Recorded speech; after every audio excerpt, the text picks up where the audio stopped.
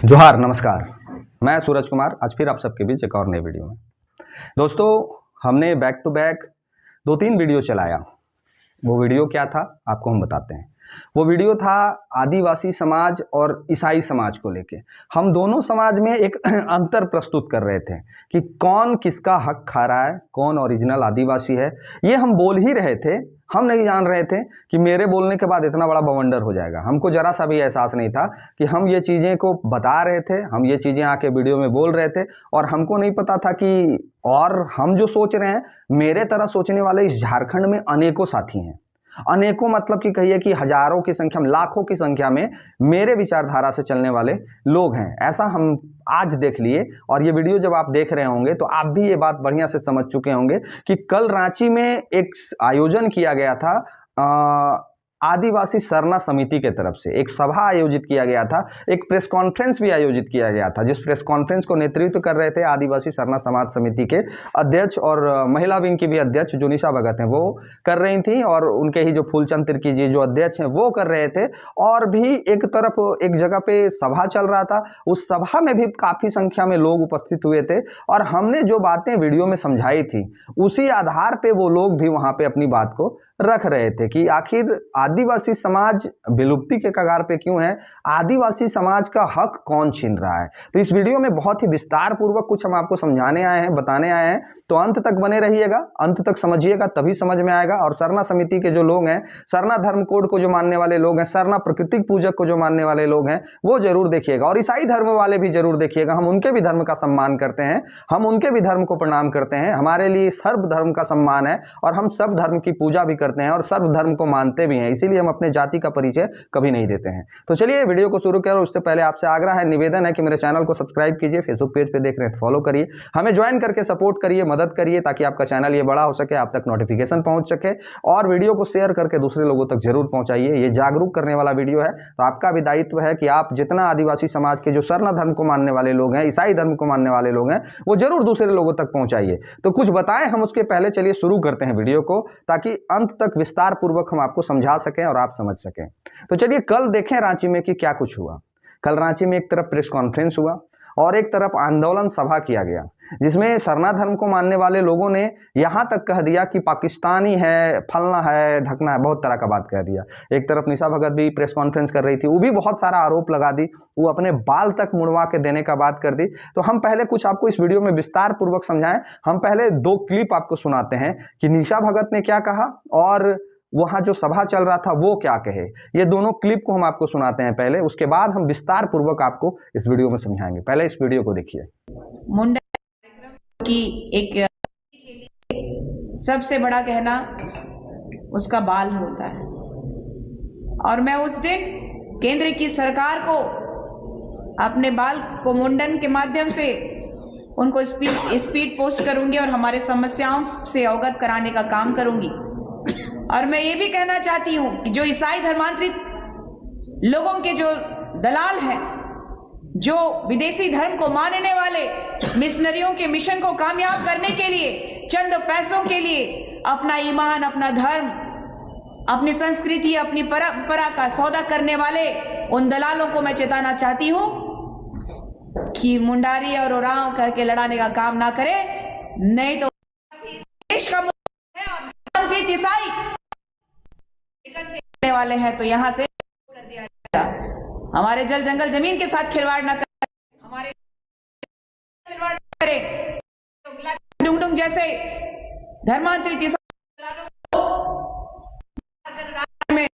आदिवासी मुंहतोड़ जवाब देने का काम करेंगे। मैं इस मन के माध्यम से बता रहा हूं, अगर भारत में, झारखंड में, वर्ल्ड में अगर कहीं जनजातियों का, आदिवासियों का सबसे बड़ा कोई दुश्मन है तो ईसाई, यानी कि क्रिश्चियन, यानी कि पाकिस्तान, यानी कि पाकिस्तान, यानी कि अफगानिस्तान।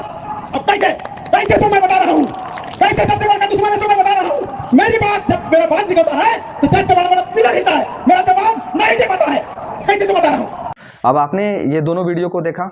एक वीडियो में निशा भगत यहां तक आ गई हैं कि वो कह रही हैं कि अगर डिलिस्टिंग की मांग को पूरी नहीं की गई तो हम अपना बाल मुड़वा के माननीय राष्ट्रपति द्रौपदी मुर्मू जी को भेजेंगे, प्रधानमंत्री को भेजेंगे और अपना मान सम्मान बचाने के लिए हर वो प्रयास करेंगे। वास्तविकता में अगर देखा जाए तो एक महिला, एक लड़की के लिए सबसे बड़ा सम्मान उसका बाल ही है, और वो सही बात कह रही हैं कि अगर वो बाल को वहाँ तक पहुँचाती हैं और अगर वो सच में 12 तारीख को अपना बाल मुड़वाती हैं तो ये सरना धर्म मानने वाले लोगों के लिए बहुत बड़ा चैलेंज हो जाएगा। और दूसरे तरफ ये जो धर्म का जो सभा चल रहा था सरना धर्म का, वहाँ पे जो लोगों ने कहा कि ये पाकिस्तानी है, ये अफगानिस्तानी है और पता नहीं क्या क्या इन्होंने कहा ईसाई धर्म के बारे में, वो आपने सुना। तो चलिए आपको हम समझाते हैं माजरा क्या है, डिलिस्टिंग की मांग क्या है, डिलिस्टिंग किसको कहते हैं। अभी तक आप लोग तो बहुत सारे साथी हैं जो डिलिस्टिंग का मतलब भी नहीं समझ रहे होंगे कि आखिर क्या बोला जा रहा है। डिलिस्टिंग तो हम पहले भी कहते हैं कि किताबी भाषा में हम आपको नहीं समझाते हैं, हम सरल भाषा में समझाते हैं। तो एक बात समझिए, किसी भी धर्म को आप चाहे उरांव समाज से आते हो, आप मुंडा समाज से आते हो, आप संथाल समाज से आते हो, आप किसी भी समाज से आते हो जो आदिवासी हैं, जो प्राकृतिक पूजक हैं, वो आप किसी भी समाज से आते हो, चाहे आप जिस धर्म को मान लीजिए, धर्म तो आपका एक है जो आप सरना धर्म को मानते हैं, लेकिन आप चाहे जिस भी जाति से आते हैं, बहुत सारी जातियां हैं, अलग अलग जातियों से आप आते हैं और सरना धर्म में आपका जन्म हुआ है। लेकिन एक ईसाई धर्म है जो विदेशी धर्म है, जिसमें ईसा मसीह की पूजा होती है, जो क्रिसमस हम लोग मनाते हैं 25 तारीख को मनाते हैं ना। कौन मनाता है? ईसाई लोग मनाते हैं 25 तारीख को क्रिसमस। और आदिवासी सरना समाज के मानने वाले लोग जैसे उरांव, मुंडा, खड़िया और बहुत सारे जाति जो हैं वो ईसाई धर्म की तरफ शिफ्ट कर जाते हैं। ठीक बात है, इसमें कहीं किंतु सबका मौलिक अधिकार है, आप स्वतंत्र हैं किसी भी जाति में अपने धर्म को परिवर्तन करने में, ये सबका अधिकार है, आप सभी जगहों पे जा सकते हैं, इसमें कहीं किंतु परंतु नहीं है। एक बात समझिए, आप सपोज दैट मान के चलिए सरना धर्म को मानने वाले जो लोग हैं, एक मुंडा समाज की हम चलिए बात कर लेते हैं। एक मुंडा समाज का परिवार है जो सरना धर्म को मानता है, लेकिन वो अपने धर्म से खुश नहीं है। क्यों नहीं खुश है? क्योंकि उसके पास अपना धर्म का पहचान नहीं है। वो जब फॉर्म भरता है तो वहाँ पे उसको हिंदू लिखना पड़ता है, वो जब कहीं और जाता है तो उसके धर्म की कोई चर्चा नहीं होती है, उसके लिए कोई संरक्षण नहीं है, उसके लिए कोई अधिकार नहीं है, वो अपने आप को असहज महसूस करता है, वो अपने आप को पीड़ित महसूस करता है, वो अपने आप को वंचित महसूस करता है। ठीक उसी जगह पे ईसाई धर्म के लोग पहुंचते हैं। अब ईसाई धर्म के कौन? वो नहीं जो धर्म परिवर्तन करके गए हैं, ईसाई धर्म के यानी वो ओरिजिनल वाले ईसाई जो विदेश से आए हैं यहाँ। कौन? जो ईसाई धर्म के ओरिजिनल वाले ईसाई हैं, जिनका झारखंडी होने का कोई पहचान नहीं है, वो झारखंडी नहीं है, वो विदेशी हैं और विदेश से अपने धर्म को यहाँ स्थापित किए हैं और आज अपने वर्चस्व को बढ़ा रहे हैं। तो वो लोग वहां पहुंचते हैं। अब मुंडा समाज के वो जो परिवार है उसको ये कहते हैं कि आप आदिवासी हैं, आप हमारे धर्म को अपना लीजिए, आप हमारे धर्म में आ जाइए, हम आपकी हर व्यवस्था की सुरक्षा करेंगे, हम आपके हर अधिकार की लड़ाई लड़ेंगे, हम आपके लिए हर वो सुविधा मुहैया करवाएंगे, आपको सम्मान देंगे, आपको अभिमान देंगे, आपको मान देंगे, आपके लिए हर वो सुविधा उत्पन्न कराएंगे। अब ये उनको बताया जाता है किसके जरिए? ईसाई समाज के जो लोग हैं, जो धर्म को प्रचार करते हैं, जो बढ़ावा करने के लिए घर घर गांव गांव घूमते हैं। ये लोग कहीं कहीं पिटाए भी हैं, जैसे अन्य गांव में जैसे पहुंचते हैं जहां पे हिंदू धर्म के लोग होते हैं, वहां ये पहुंचते हैं अगर परिवर्तन करने के लिए, तो वहां ये पिटाए भी हैं। उसका कई एक प्रमाण, कई एक वीडियो सोशल मीडिया पे उपलब्ध है। तो ये लोग उस मुंडा समाज के गरीब समाज को ये लोग समझा दिए कि आप इसमें आ जाइए, आपको ये सुविधा मिल जाएगा। अब वो समाज अपना सब कुछ छोड़ के सरना धर्म को ईसाई धर्म में आ जाता है। सब कुछ छोड़ के वो सरना धर्म को, अपने धर्म को, अपने भगवान को, अपने प्रकृति को छोड़ के वो आ जाता है ईसाई धर्म में। ये जो आप जैसे हम लोग विधानसभा पहुंचते कैसे शपथ लेते हैं कि मैं संविधान की शपथ लेता हूं, या फिर आप किसी भी चीज पुलिस की बहाली में जाते हैं कैसे शपथ लेते हैं, मैं ये शपथ लेता हूं। तो ठीक उसी प्रकार ईसाई धर्म में जब लोग जाते हैं तो एक शपथ लेते हैं और उस शपथ में ये उनकी रक्षा करने की बात करते हैं। तो यहाँ तो मुंडा समाज जो था, वो परिवार था, वो तो ईसाई अब बन गया। तो अब ईसाई बन गया तो निश्चित तौर पे उसका जो आदिवासी का धर्म था वो खत्म हो गया। लेकिन यहाँ ही खेला होता है, लेकिन वो ईसाई जरूर बन गया, वो ईसाई जरूर बन गया, लेकिन कहला वो आज भी कौन सी रहा है? आदिवासी। वो आज भी आदिवासी का वो हर अधिकार, शेड्यूल ट्राइब से वो चुनाव लड़ सकता है, ST थाने में केस कर सकता है, हर वो सुविधा जो ST को मिलता है, जो आदिवासी को मिलता है, जो खाटी झारखंडी है जिसको मिलता है, वो हर सुविधा ईसाई धर्म को अपनाने के बाद भी उसको मिलते रहता है।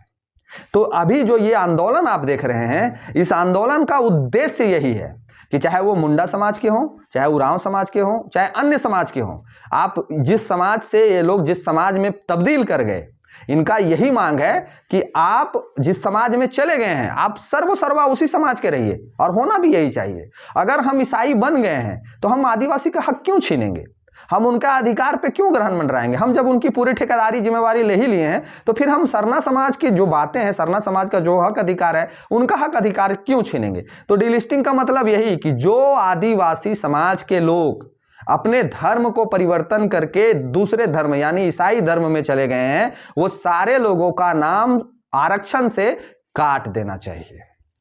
इसी का मांग निशा भगत कर रही हैं, और निशा भगत ये भी मांग कर रही हैं, और ये जो सरना समिति और ये जो सरना स्थल और ये जो आंदोलन आप देखें कल रांची में, ये जो आंदोलन, ये जो सभा और ये जो प्रेस कॉन्फ्रेंस किया गया, इनकी ये भी मांग है कि 2027 परिसीमन जातीय जनगणना से पहले सरना कोड को लागू किया जाए और उसमें हमारे लिए एक अतिरिक्त कॉलम बनाया जाए, और उस कॉलम में ये लिखने की सुविधा हो कि आपका धर्म क्या है, तो हमारा धर्म सरना है। जहां पे ये लोग ईसाई और हिंदू लिखते हैं वहां पे सरना धर्म लिखने का एक कॉलम आ जाए और उनका अधिकार कोई ना छीने, वो अधिकार उनको मिल जाए। इस बात की लड़ाई हो रही है, इसका मूल उद्देश्य ये है। अब कहिएगा कि भाई ये तो आप सही कह रहे हैं सूरज भाई, कि आप तो बिल्कुल सही बता रहे हैं कि अगर आप दूसरे धर्म में चले गए हैं तो फिर आप उसका अधिकार क्यों छीन रहे हैं। एकदम जायज बात है। हम ईसाई धर्म मानने वाले लोगों से भी कहेंगे कि अगर आपने निष्ठापूर्वक किसी धर्म को अपनाया है, अगर आपको कोई माने मजबूरी में नहीं, कोई जबरदस्ती नहीं, आपने अपने धर्म को छोड़ के किसी दूसरे धर्म को अपनाया है, तो फिर आप दूसरे धर्म का अधिकार नहीं छीन सकते हैं। ये एकदम निश्चित है, ये जायज बात है कि अगर आपने अपने मर्जी से, कोई आपको जबरदस्ती तो नहीं किया है, आप बहुत सारे साथियों ने लिखा कि हम अपनी मर्जी से ईसाई धर्म को अपनाए हैं, तो निश्चित तौर पे आपने अगर अपनी मर्जी से, अपने मन से, अपने स्वेच्छा से, अपने सरना प्रकृति को छोड़ के ईसाई धर्म को अपनाया है, तो आपका दायित्व बनता है कि आप उनके सारे अधिकारों को भी आप त्याग दीजिए। निश्चित तौर पे आपको ये दायित्व निभाना होगा कि आप आदिवासी का हक वहां भी नहीं छीन सकते हैं और यहां भी नहीं छीन सकते हैं। अब हक कैसे छीनने का बात है ये हम समझा देते हैं। निश्चित तौर पे जो ईसाई धर्म है वो शिक्षा से, स्वास्थ्य से, एजुकेशन, हर वो दृष्टिकोण से मजबूत है ना कि नहीं है। आप हमको बताइए, जो आदिवासी समाज के लोग हमें देख रहे हैं वो हमें बताइए कि ईसाई धर्म के जितना मानने वाले लोग हैं वो हर पद्धति में मजबूत अपने आप को पाते हैं या नहीं पाते हैं? पाते हैं ना। और सरना धर्म के जो जंगलों में वास करते हैं वो हर दृष्टिकोण से कमजोर हैं। तो अब जिस आदिवासी सीट के लिए ये सीटें रिजर्व है 28 सीट, वहां से आदिवासी अगर चुनाव लड़ेगा और ठीक उसी जगह पे जो कन्वर्टेड आदिवासी है वो चुनाव लड़ेगा, तो कौन चुनाव जीतेगा? ये आप हमको बताइए, आप हमको बताइए। उसके पास तो शिक्षा भी नहीं है, स्वास्थ्य भी नहीं है, रोजगार भी नहीं है, साधन भी नहीं है, कुछ नहीं है, और इनके पास तो वो सारा सुविधा है। क्योंकि ये जब धर्म में शामिल करवाते हैं तो ये कहते भी वही बात है कि हम आपको ज्ञान देंगे, हम आपको शिक्षा देंगे, हम आपको धन देंगे, जमीन नहीं देंगे। तो जब जमीन नहीं देंगे तो जमीन तो आदिवासियों का है ना, जमीन किसका है? आदिवासियों का है। और ये कुछ लोग आए थे भारत में, ईसाई धर्म को मानने वाले कुछ लोग आए थे भारत में, और आज कुछ लोगों से इनका परिवार इतना बढ़ गया है कि आदिवासी का समाज का अस्तित्व खतरे में है। आपको बता रहे हैं एक बात, एक प्रकरण आपने सुना ना कल, जो एगो नेत्री जो हल्ला कर रही थी कि आदिवासियों का आरक्षण खाने के लिए मार्शल महतो ने एक आदिवासी लड़की से शादी कर लिया। ये आप सुने ना, उसका भकलोली जो हम छोड़ कहा बोले, वो जो मैंने बयान कर रही थी, हम हालांकि नाम नहीं लेते, हमको कोई फर्क नहीं पड़ना है, तो बोल रही थी कि आरक्षण खा जाएगा। बस यही कहानी है, वो जो बता रही है ना यही कहानी है। आरक्षण एक व्यक्ति के लिए रिजर्व है, एक धर्म के लिए रिजर्व है, लेकिन क्या है कि आज आदिवासी समाज की जो बच्चियां हैं वो किसी भी तरह से अन्य धर्म में भी शादी कर लेती हैं, या आदिवासी एक परिवार अगर दूसरे धर्म में चला जाता है फिर भी उनको वो अधिकार मिलते रहता है। क्या मिलते रहता है? आरक्षण मिलते रहता है। चाहे आप किसी भी समाज से किसी भी धर्म में चले गए तो आपको वो आरक्षण का लाभ उस समय तक मिलते रहता है जब तक आप धरती पर जीवित हैं। तो ये कहां से उचित है? आपने सब कुछ त्याग दिया, फिर आरक्षण क्यों लेकर घूम रहे हैं? आपको तो आरक्षण भी त्याग देना चाहिए, अपने स्वेच्छा से त्याग देना चाहिए। और ईसाई धर्म के मानने वाले लोग और जो ईसाई धर्म को जो प्रचार प्रसार कर रहे हैं उनसे भी कहेंगे कि जब आप लोग सब कुछ छोड़वा देते हैं, जब वो धर्मनिरपेक्ष की बात करते हैं और आपके साथ सहूलियत से अपनी मर्जी से आ जाते हैं, तो फिर उनके आरक्षण पे आपका नजर क्यों होता है? उनके जमीनों पे आपका नजर क्यों होता है?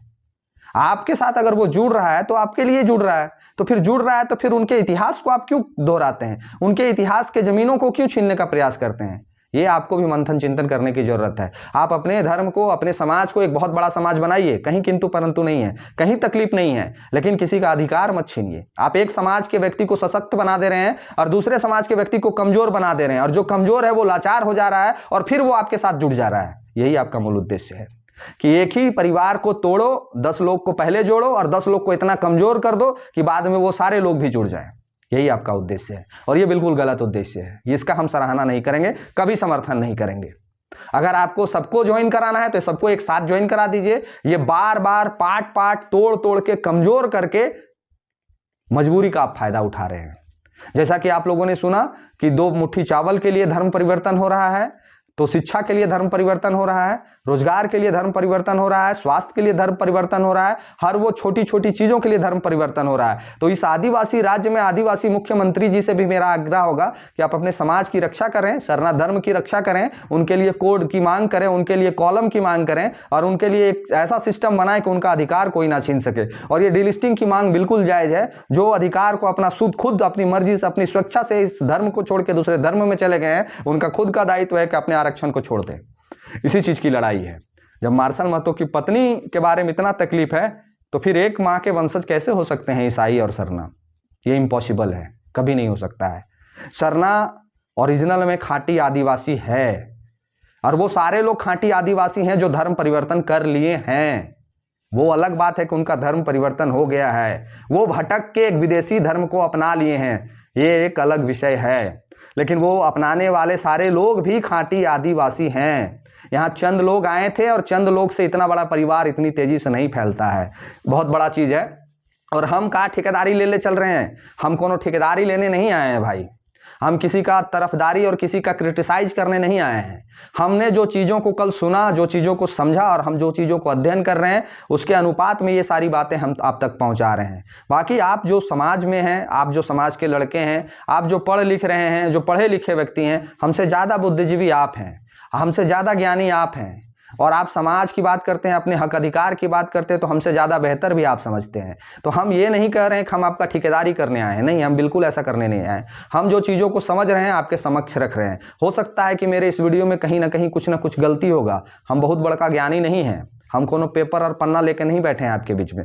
हम जो चीज़ों को समझ पा रहे हैं वो आप तक पहुंचा रहे हैं। अगर गलती बोल रहे होंगे तो माफ़ कर दीजिएगा। मेरे इस वीडियो में हमें मार्गदर्शन भी करिएगा कि सूरज दा आप ये बात गलत बोले हैं, आपसे यहाँ गलती हुई है। तो हम आगे उस विषय पे और पढ़ेंगे और जानने का प्रयास करेंगे। और लोगों से, बुद्धिजीवी जो लोग हैं हमारे संपर्क में, बहुत सारे ऐसे आदिवासी समाज के लोग हैं जो बहुत सारे बुजुर्ग हैं, बुद्धिजीवी हैं, हम उनसे और विस्तार पूर्वक समझेंगे और वो हमें जरूर मार्गदर्शन करेंगे, ये हमें पूरा विश्वास है। तो आप अपनी प्रतिक्रिया लिख के हमें जरूर मार्गदर्शन करिएगा, इस वीडियो को शेयर कर दीजिएगा और बताइएगा कि जो हमने इस बात को चर्चा किया आप लोग के वीडियो में, क्या वो सच है या फिर गलत है। क्या ये जायज है कि अपना अधिकार जब हम स्वेच्छा से छोड़ रहे हैं तो फिर किसी का अधिकार क्यों लूट रहे हैं? इस पर हम आगे भी चर्चा करते रहेंगे आप सबके बीच, लगातार इस पर हम वीडियो देंगे और जब तक चीज़ें सामान्य नहीं हो जाए तब तक नहीं छोड़ेंगे। तब तक के लिए मिलते हैं किसी और वीडियो में। आपसे आग्रह है, पहली बार अगर देख रहे हैं इस वीडियो को तो सब्सक्राइब कर लीजिएगा, फेसबुक पेज पे देख रहे हैं तो फॉलो कर लीजिएगा और हमें सहयोग करिए, हमारे चैनल को ज्वाइन करके। तब तक के लिए इजाज़त दीजिए इस वीडियो में, और सहयोग हमें आप आर्थिक कर सकते हैं नंबर और स्कैनर पर भी। धन्यवाद, जोहार।